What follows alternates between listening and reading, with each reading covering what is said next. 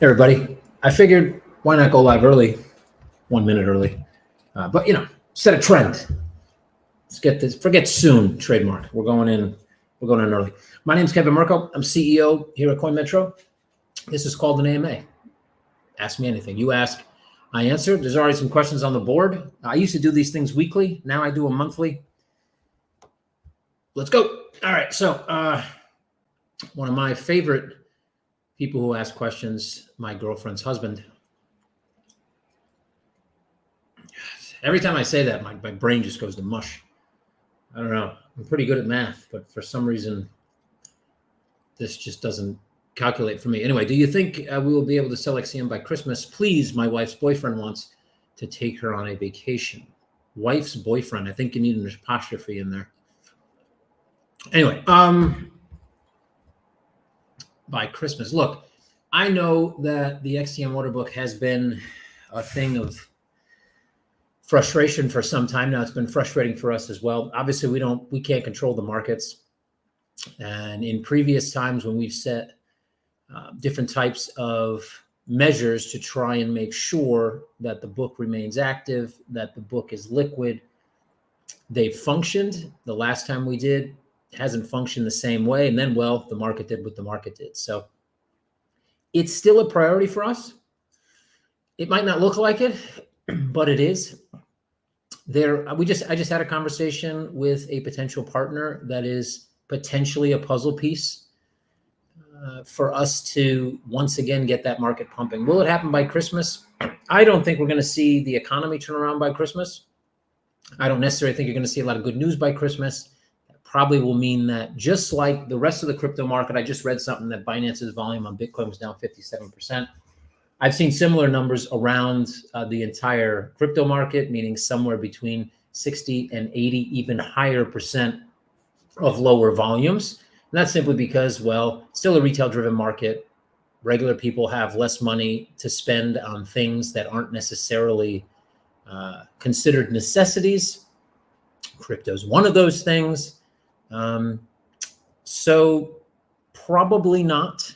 That doesn't mean that we're not going to try to make it happen. And that hasn't meant that we haven't tried to make it happen since the issue started. That's our job. That's what we do. Somebody came in with maybe Christmas 2025. I don't think it's going to take that long either. However, the market in general, well, that's another question. Do you have any positivity to share for XCM holders? Poopsie. Smiling shit.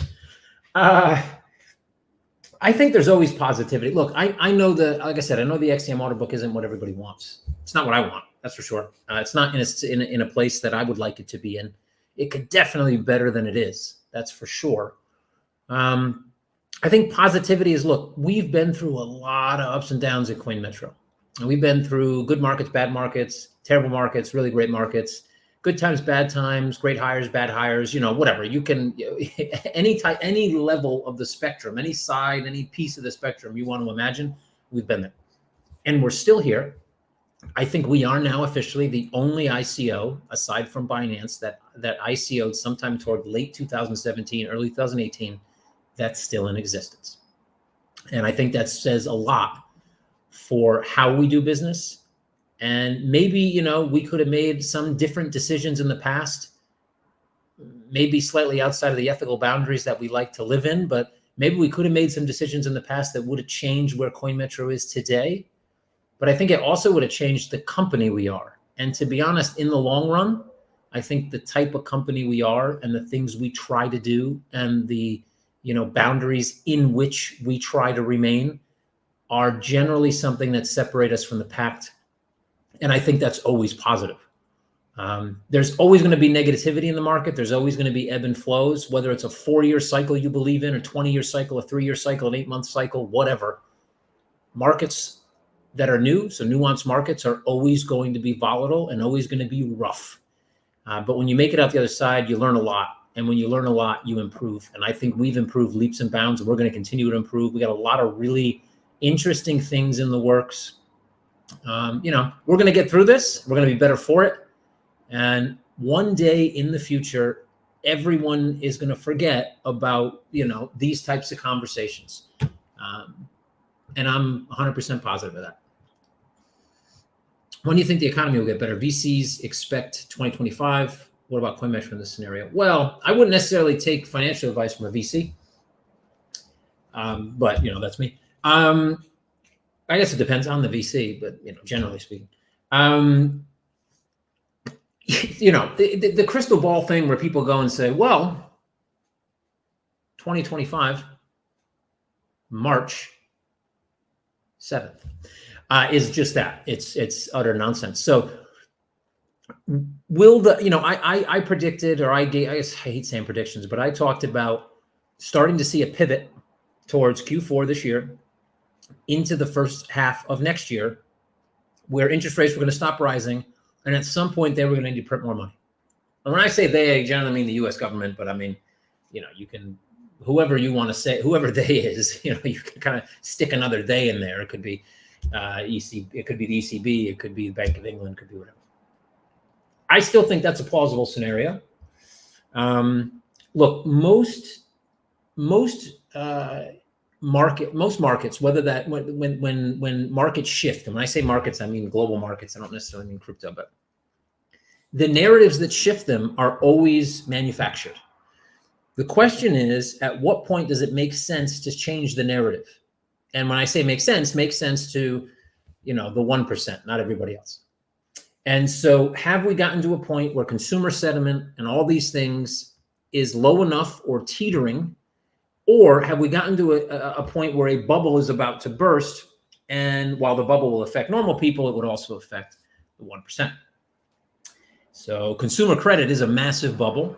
It is bigger than the housing bubble that burst, that caused one of our last major financial crises. And we're getting pretty close to see that bad boy pop. When I say pretty close, it could be years, but it's getting closer. Let's put it that way. So 2025, I think, is a nonsense number. I do think you're going to start to see a narrative shift.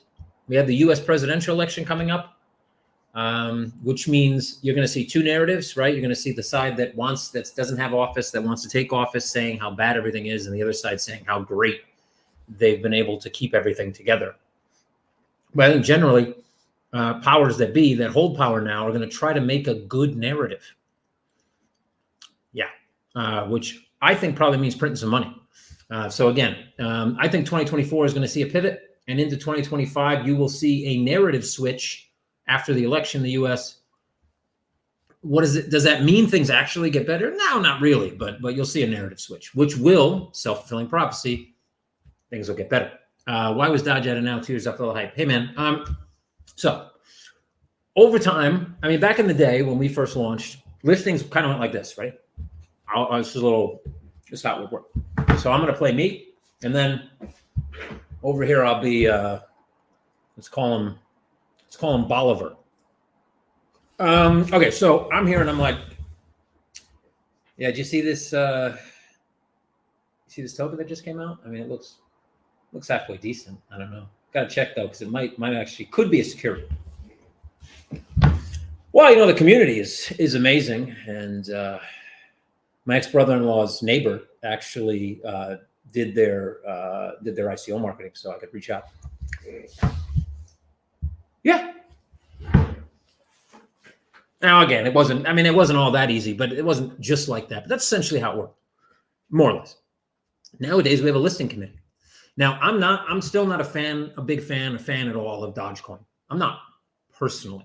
Now, one of the things though that our listing committee looks at, among other things, obviously things aren't securities, blah, blah, blah, is that something has utility and that people are asking for it, that there's potential demand, and potentially us offering it will appease our user base, and also looks forward to potential users searching out an exchange in the future. So Dogecoin has a utility. If you buy Tesla with it, right? I think that was even mentioned in our marketing stuff. Thank you, Helena, for that. But aside from that, it has a massive community. It's got massive supporters. Hype. Yeah, look, if we only listed things that had hype when they didn't have hype, guess what? Right? Listing it when it has hype works to a certain extent. Never really worked for us, to be honest. We did list a few things into the hype. Didn't really make a difference. What works for us is getting in somewhere once we know that the asset is legitimate, or at least we believe it is, and the team is doing the right thing, et cetera, and the community and all these different things. So it did tick a few boxes. Again, I'm not the biggest fan, but that's a good thing, because if I'm the one making all the decisions to list, we wouldn't probably have picked all the gems we picked in the past. And I think we can ride the line between gems and people pleasers and still be an exchange that doesn't list all and every single asset that people ask for or that pops up on a screen, and I think we can still follow that. How to fix genital warts.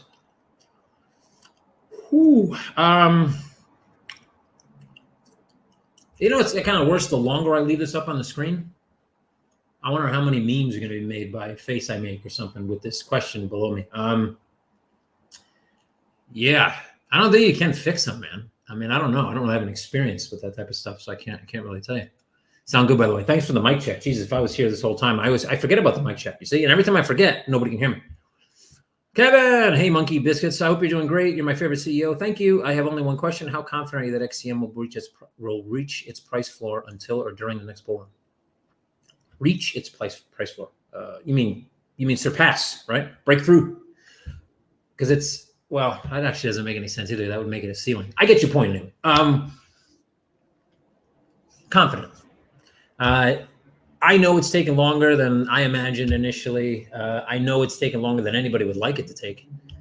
Doesn't mean it's not a focus. Like I said before, it is a focus. And yeah, I'm confident. I mean, I don't see any reason why it wouldn't. The business will grow and utility for XCM will grow. There's stuff in the pipeline that are going to help out as well. There's stuff we already did that will help. We just haven't seen the momentum we've needed for that specific feature set to help, but it will. Please give us your opinion on Kadena. I'm still a fan of Kadena. There's going to be, I mentioned this before, there's going to be a lot of layer one, let's call them protocol wars. I think that's what I've been coining it for the last couple of years.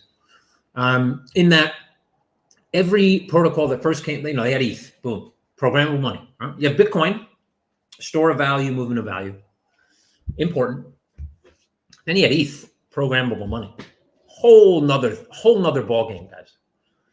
Now you have, then you had ETH killers, right? So blah blah blah, a bunch of chains that came out that supposedly were going to kill you. Everybody was trying to be the jack of all trades. And well, nobody is. And so you're starting to see niches. I like niches. You might say niches. You probably wouldn't say niche. I don't think anybody says niches. You might say niche. I don't know. Anyway, the motorcycle apparently right outside my window on the 4th floor. Not sure how. Anyway, so you're going to see all these different companies start to try and focus on specific use cases, specific needs, specific problems they can solve. I think the team at Kadena, the core team that built the product, understands the product, understands the regulators, understands the problem they want to solve. They've had their problems, just like we've had our problems, just like every business has their problems. I think they've had some wrong people and some wrong roles. But I still like Kadena, and I'm still bullish on Kadena, and I do believe that Kadena will do well. What does that mean to price? I'm not going to talk about price because I already did that. You can go back like 100 AMAs and find that. If you're, there's got to be an AI. There's got to be an AI now that can look through AMAs. AMI AI? Yeah, for sure. Why you delete my question? I have not deleted your. I don't even know how to delete a question from the interface I use to do these AMAs. Ozzy Mike. Have you heard of smart DEX, making a DEX ecosystem with algo to reduce impertinent loss? Think would be a good partner if CM was to start links to DEX area. Okay. I haven't heard of smart DEX. That's the first question. I know that this probably comes right from like their, pamphlet, right? An algo that will reduce impermanent loss. People are like, oh, we could use that. That sounds like a good thing. That algo is probably not that smart, and it probably won't actually do anything to reduce impertinent loss. at the end of the day, that's a problem. That's the only thing that can really solve that is liquidity and lots of it, so that you can go back and forth with little loss and not be holding assets on the book that when the price is moving because it's too volatile, because it's too illiquid. And so anyway, I haven't looked at smart decks. I have talked a lot about us going hybrid. That is absolutely something we are doing and will be doing, and we'll be launching services around that. To be honest, I think the hybrid model only works, at least in this head, when you combine the best of both worlds. Obviously, impertinent loss and shitty decentralized order books are not the best thing about decentralization or DEXs. So I think it's really about centralized order books, much faster, will always be faster. Decentralized order books will never be able to compete with a centralized order book in terms of speed. Aggregation of liquidity is probably always going to be better as well because of that speed factor and lack of latency, or less latency. But when it comes to decentralization, decentralized settlement, non-custodial wallets. And that's really what we're focused on, at least when it comes to integrating with decentralized services. CM had a partnership with LHV. What happened about that partnership? We never had a partnership with LHV, Arlet. We did bank with LHV, and then we ended up banking with LHV through a third party because, well, the fees were better. And then that third party ended up moving away from LHV to the Bank of Lithuania. And that partner then ended up shutting shop, at least for crypto projects, because of an ongoing issue with the Bank of Lithuania in relation to crypto projects. So now we no longer utilize LHV. But I do believe in the future, especially once MiCA has been fully established, Coinmetro, along with other European-based exchanges, will probably end up back with LHV. Nobody asked the when funding question yet. Is this you asking the when funding question, or is this you asking why no one's asked the when funding question? Plus, you spelled it wrong, bro. It's WEN. Yeah. So, when funding. Right now, we have 3 or 4 groups that are in discussion with us, or in due diligence, or a combination of both, about relatively large share purchases into the business, and or some type of M&A or merging of entities that would, well, the end goal would be to better the experience for our clients, or potentially clients of our platform and another platform, and be able to offer additional services, but also optimize the business and move faster towards profitability. So I don't have concrete stuff to talk about yet. Obviously there's NDAs and all that great stuff that always happens when you're inside of these types of negotiations, but there are ongoing conversations, and there's at least 1, 2 right now that I'm pretty bullish on. We also have kind of strings going out in all different directions.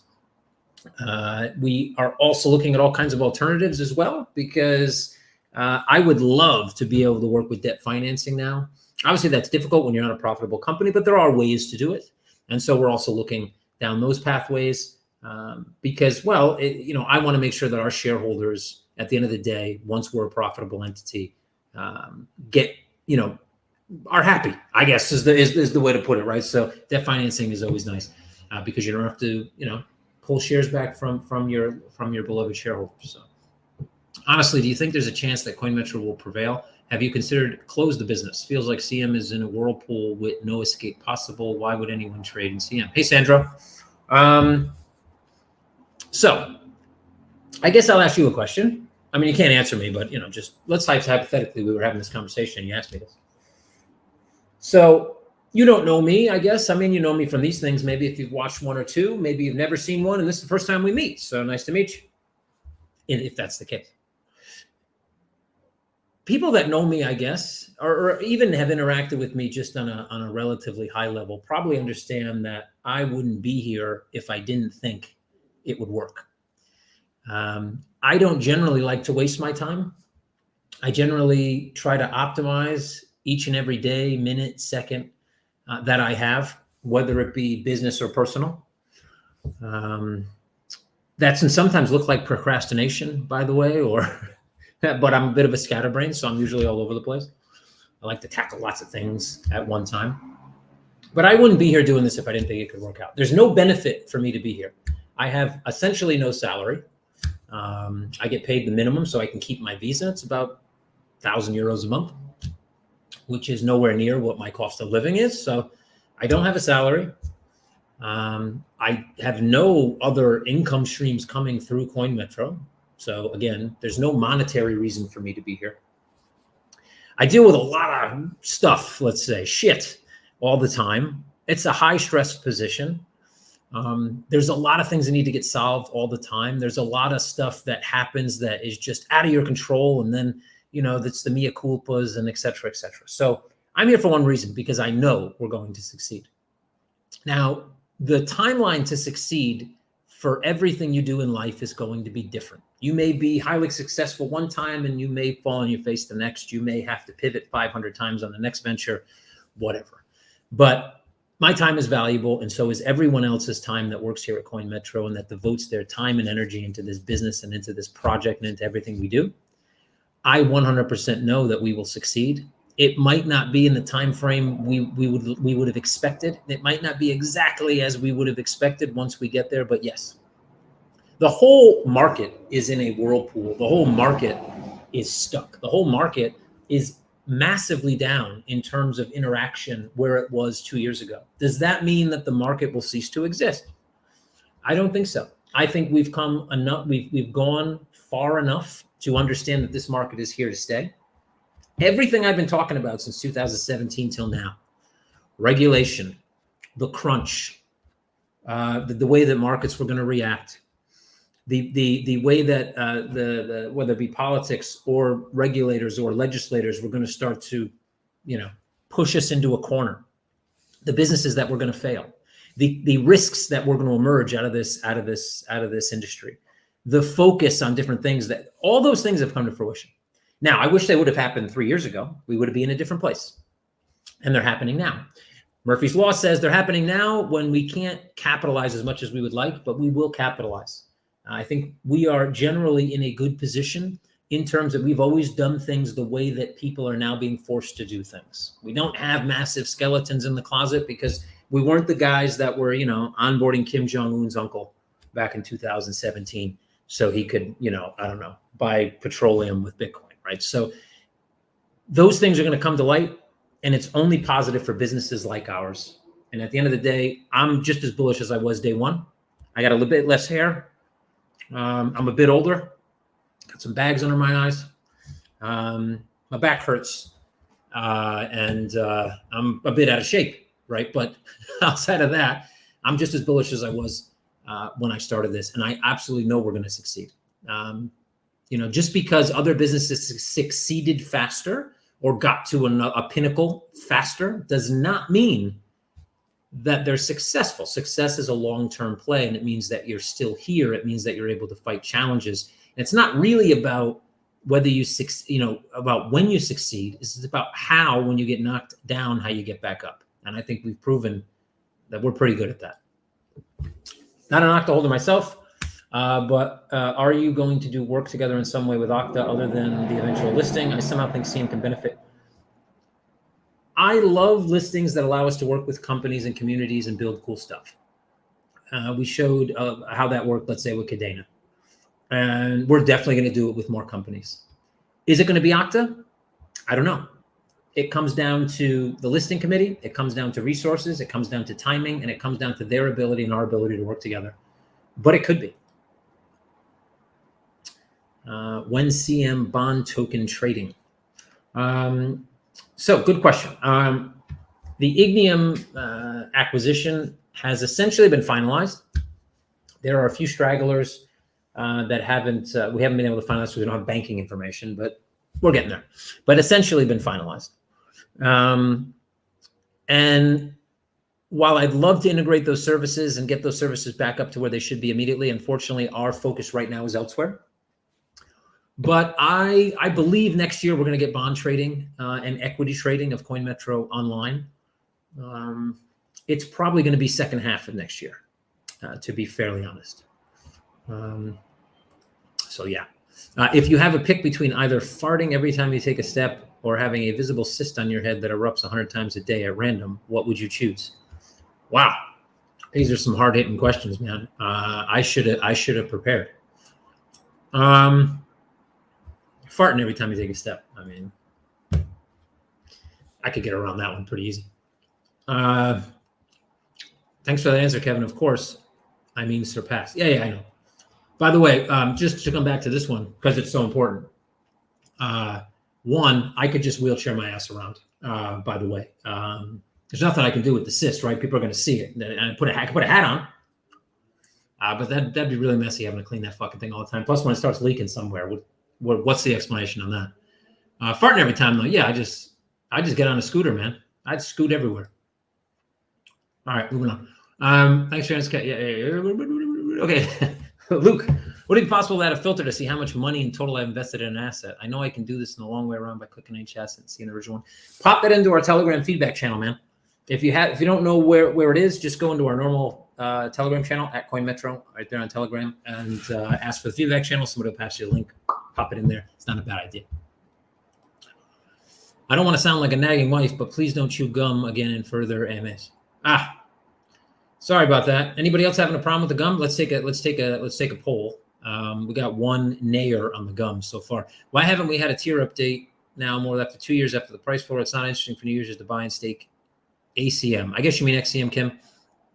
ACM is like what is that? The games, not GameStop. It's like ACM. Is it theaters? I don't know what their ticker is, to be honest. Anyway, that thing has been designed and talked about and not launched. That's a good one to ask Oliver on the next product show on when that bad boy is coming out. How is the hybrid exchange idea progressing? It is progressing in the sense that we are fine-tuning details, talking with potential parties that can help us achieve those goals. Just had a call with one earlier this evening before I got in the AMA. So it is progressing. It is progressing. On SmartDex, they researched 2 years self-funded and now live 36 odd weeks. And you can compare the impertinent loss gain versus Uniswap on chain. Worth a look. Okay. Yeah. I mean, yeah. I could take a look. That's for sure. Again, I don't really see, at least in a hybrid model, how, or I guess what I should say, I don't see how a centralized exchange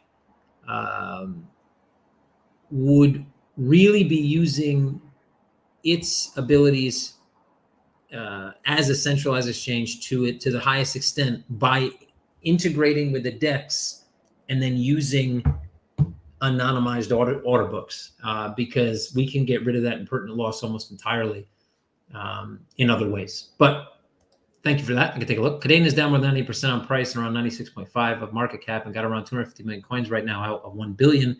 Your view on this, is it normal for a great project to go down so much? Well, this is crypto. Unfortunately, when it comes to fundamentals, you're dealing with a retail market. So unfortunately, fundamentals don't necessarily mean much. People learn very quickly in this market. So they learn to apply knowledge relatively quickly. So when they first come in, it's just like they ape into things because they hear about it somewhere, their taxi driver tells them, whatever. Very quickly, they start to learn what they should be looking for. And somebody will tell them, well, look at circulating supply. Very important. Somebody else will tell them, you got to look at pricing range. Somebody else will say, you know, what's really important is circulating versus potential available supply. You got to look at that. Now, not to say that these things in textbook market mechanics aren't important, but in a retail hype-driven market, they're much less important. But people start to focus on them because they become educated as to how markets work. Even though generally speaking, this market doesn't work that way, it starts to somewhat work that way because many people are learning about the same thing. When I look at fundamentals of what Kadena is doing, what their tech looks like, the potential for what they could be doing, I still think it holds value, regardless of now.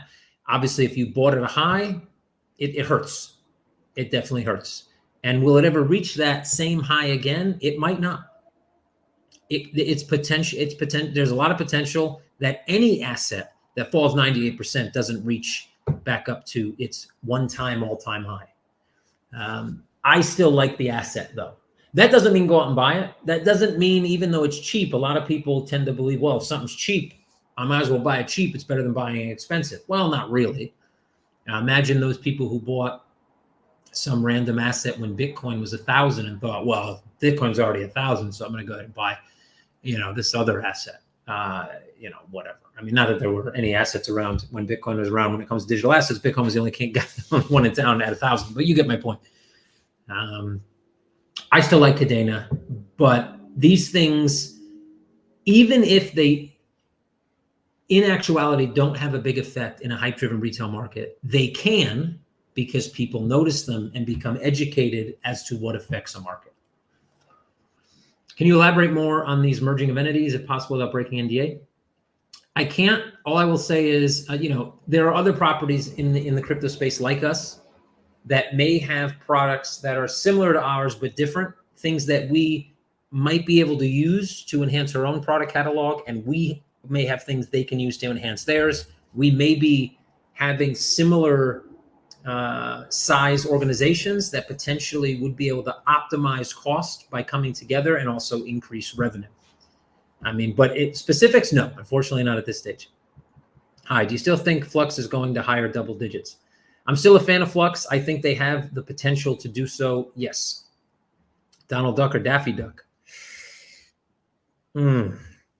Daffy. Going with Daffy. After last update with Ollie, which I really liked, he talked about listing even token of their native chain. How long do you think will take? Do you have enough developers to do it? What I can say is that we have about 40 assets planned to be listed, and some of them are native. And you won't need to be that patient to see the next round of listings. And they will come at a regular interval until we get through roughly 40 listings, I believe. And then, well, there'll probably be more. So we are going to go on a bit of listing campaign. So you guys get ready for that one. There will be more listings. There will be things that will be gems. There will be things that are in the top 100, and there will be native assets.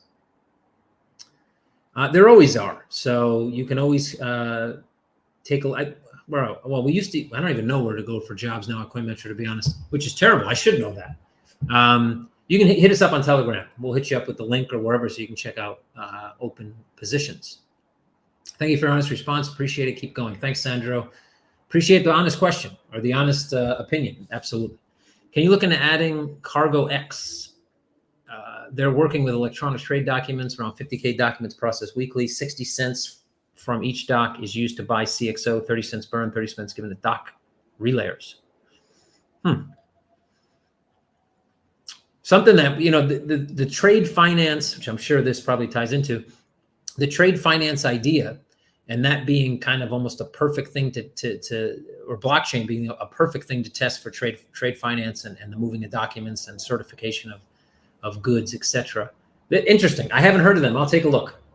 Sounds interesting, at least on from high level. What about Tram 2.0? Yeah, that thing has become mystical, to be honest. That's another good one to ask Oliver on the product update, but that's the last kind of piece of the puzzle in terms of kind of retooling and making and beautification of the platform. And it's definitely one that's sorely needed. But that's going to be an Oliver question, man. You got to ask him that one. Any news on debit cards, IBAN? So one of the previous bank connections that we had that had an issue with their regulator when it comes to crypto entities was where we were going to procure cards. We now have been looking at least one new potential supplier. The debit card business is a loss-making business. So you offer debit cards to your client base as a perk, or you offer it as a way to create some type of subscription revenue. But the cards themselves are always loss-making to the tune of millions. So when you're a company that's not yet profitable, and you're also going through fundraising, and you're also looking at trying to be innovative with your new products and services, debit cards aren't exciting. They're loss-making. And in Europe, at least, where the most of our clients are, people already have at least 55 debit cards in their wallet. And we offer SEPA Instant. So do they need another one? Would it entice people to come to us? So I'm not saying we're not doing it. I think virtual cards with Apple and Google Pay, so that right from Coinmetro you could just pay for something, is something that's interesting, and that is something we're going to pursue. Physical cards, I hope nobody wants them, because I really don't want to support physical cards. Never really wanted to support them. Just a little bit of honesty there. Doesn't mean we won't. Just like I didn't like Dodge and we listed it, doesn't mean we wouldn't actually have debit cards. But historically, we were waiting for one of our better banking solution providers to give us cards. And then by the time they could, their regulator had an issue with crypto. So yeah, it is what it is, right? IBANs, bit of a different story. We can support that easier. However, we also need to find a way to monetize that for us, but also be competitive with with the competition, basically with the rest of the market. So IBANs would definitely come before debit cards. IBANs could potentially be with us first half of next year, end of the first half of next year. But debit cards would probably be second half of next year. Assuming it's still workable, there are no open roles. Yeah, we do use Workable, but I'm not sure we're actively using it. I just remember HR, people ops, we were discussing this, but I honestly don't remember whether we're still using it, we're not using it. Anyway, what you can do is tag me on Telegram, and I'll put you in the right direction. Is Mars dead? I have a tier 3 and made pennies since the big release of Mars. It's not dead. It's just, assets have depreciated in value. Costs of running staking programs have gone up. We will be adding more and more assets to that passive income platform. We will continue to do that. When the assets increase in value in bull markets, guess what? You make a lot more money. And so do we as a company. And so that is definitely something that we're going to continue to nurture and continue to push forward. So while it might be pennies now, those pennies could be worth a lot more in the future. Any plans on working with Polkadot ecosystem and listing L1 EVMs like Moonbeam? Would love to support for DOT and its eco. I guess the simple answer here is, while we don't have specific plans, we absolutely want to support good layer ones. I'm a layer 1 fair. Infrastructure, I think, is important. There's going to be protocol wars, like I said, and we would like to be able to support as many as we can, but also layer 2s as well. So supporting infrastructure is definitely something we want to do. I can't say there's an immediate plan for Moonbeam, for example, but if you have something you like, put it in the Telegram, man. We really do, and not just me, we really do monitor Telegram. When we see something up there, we'll jump on it. We'll take a look. Looking forward to listening to you and hopefully meeting you next week. Awesome, Ryan. When can we expect more staking options and which? There is one currently in the pipeline. It was already supposed to have launched, but we had to pivot a little bit to other things. That's another great question to ask Oliver, actually, Bacon Ice, because he'll be able to give you a bit more insight on that. But there's at least one in the pipeline. I think over time, our plan is to every asset that we list to have a passive income option for that asset. I've said that a lot, but that's the truth. XCM staking has been continuing even with the sell wall. How is XCM Treasury looking? Will there be a need to buybacks? XCM Treasury is still healthy. But at some point in the future, I can almost guarantee you we will be buying back XCM for sure. But right now it's very healthy. Apparently your mother, not mine, knows who I am. Hey, Kevin. Hey. What crypto narratives do you see going mainstream within the next bull cycle? Is this like an AI question? What crypto narratives? Crypto's good. Trust me, bro. I don't know. I don't know what you mean by crypto narratives. Crypto generally follows, everything else in the world. I mean, when AI became big, AI was big in crypto.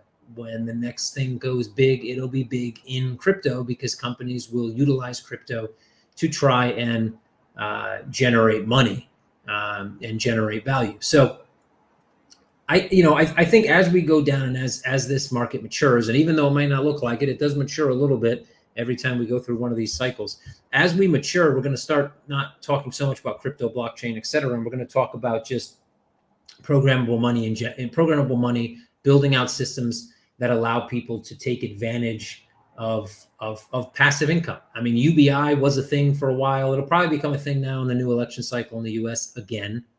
But things like UBI, whether you agree with it or not, being able to generate income, especially for those that don't have access to such things in the traditional markets, is going to be one of the things that programmable money does much better than traditional markets. And that's going to be something. I think as this market matures as well, you're going to start to think about value in a different light. So that, everywhere that you might hold value, whether that be in a credit card reward point or reward card at your local department store, or cash back on a credit card you may have, or whatever, blockchain and crypto and digital assets are going to make the ability to spend that like it's money anywhere seamless. You won't have to log into your credit card gateway and get ripped off when you change it into I don't know, you pay for airfare with your points and they give you 30 cents on the dollar when in all actuality, they're making money twice on you there. You're not going to see that anymore. You're just going to have, your phone's going to have a wallet on it, and bing, bing, bing, you're just going to do whatever you want to do. And your bank balance will reflect all your money, or I hate to say bank balance because, banks are inherently evil, not bank, but whatever your money balance. I don't know, your digital wallet balance will just reflect everything you have. And I think that that's not going to happen maybe in this coming bull cycle. But my point is that we're going to mature over time, and this market is going to become much more infrastructure than meme coin. What country would you say is the best place in the world to raise a family? That's actually a good question, which is a hard one to answer. And if you Google that, you'll find like 50 lists, and every list will be different. I guess what I would look for to raise a family would be good education, being progressive in general, just, moving the needle, safety, economy. And honestly, where I'm sitting right now, which is Estonia, ticks most of those boxes. I think the Nordics in general probably tick most of those boxes. To be fair, there's parts of Latin America that tick those boxes. There are also parts of every continent actually that tick those boxes. Some kind of like unfound gems where the mass populace haven't really gotten there yet. Portugal ticked some of those boxes and has now kind of swayed a bit because of all the attention it's getting. Prices are out of line with what people make, and and inflation is crazy. So, but I'd say, a lot of, I guess I would also maybe throw weather in there, which would totally knock the fucking Nordics and Estonia out of the equation, because it can be difficult, having 20 hours of darkness, which has nothing to do with weather actually, but cold and dark sucks. It's a tough one, but you have to find a mix of those things, I guess, is what I'm trying to say. Do you have any guilty pleasures? Yeah.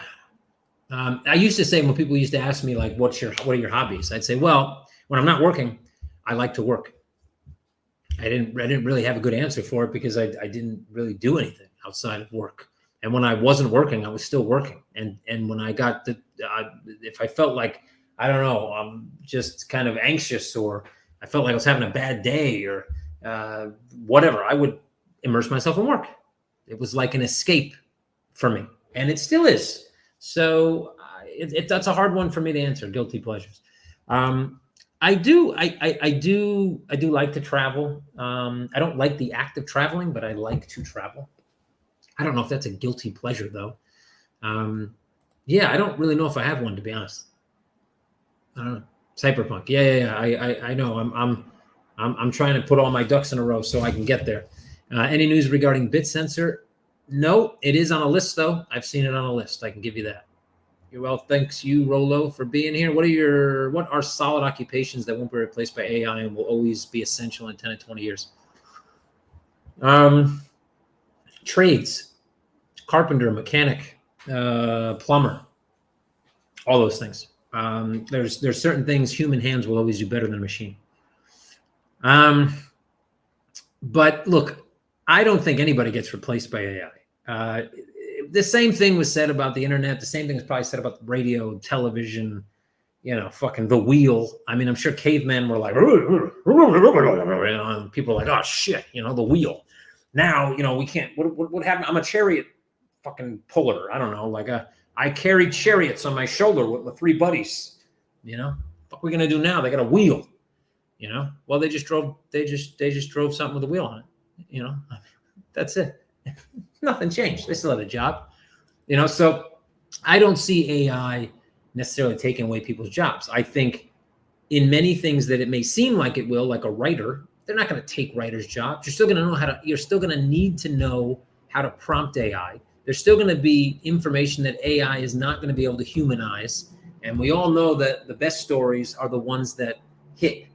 And even though there might be a million of those stories already that AI can search through, it's not a human. It's not going to find a human element.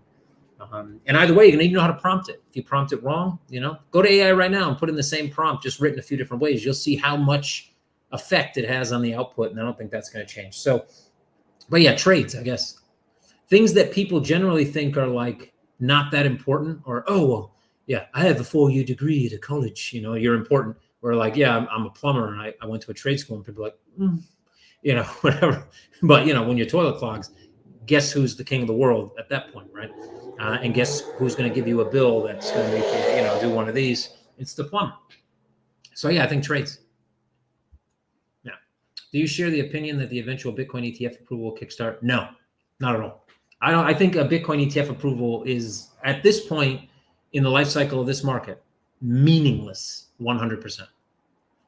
So I don't have any other question. So I'll expand on this one a bit. Why is it meaningless? If an ETF was approved back in the day, when the only real way to buy Bitcoin Bitcoin, let's say, was to go like on the Bitcoin Talk forum and do an OTC with a trusted member, right? If an ETF came out then, that would have opened up the door for all kinds of money to come in the market.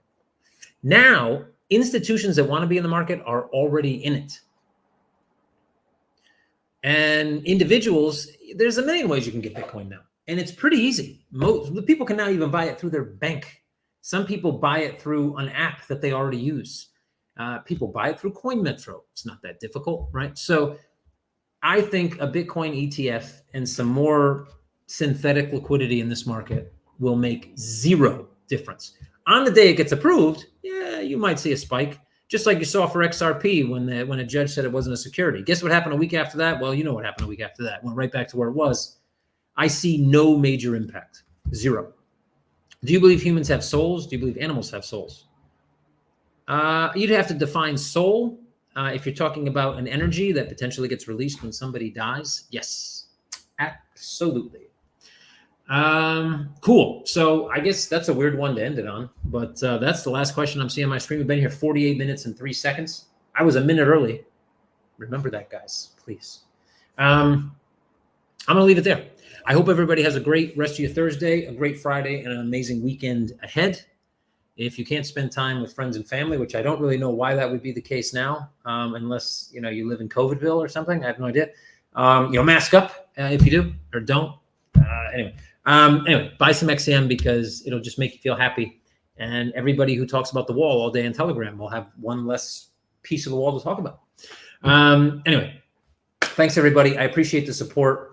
Trust me that we are always here trying to make sure that your experience at Coinmetro is always the best. We're going to continue to do that. We're going to continue to push. We're going to continue to strive. And that's the best we can do, but we're going to get there.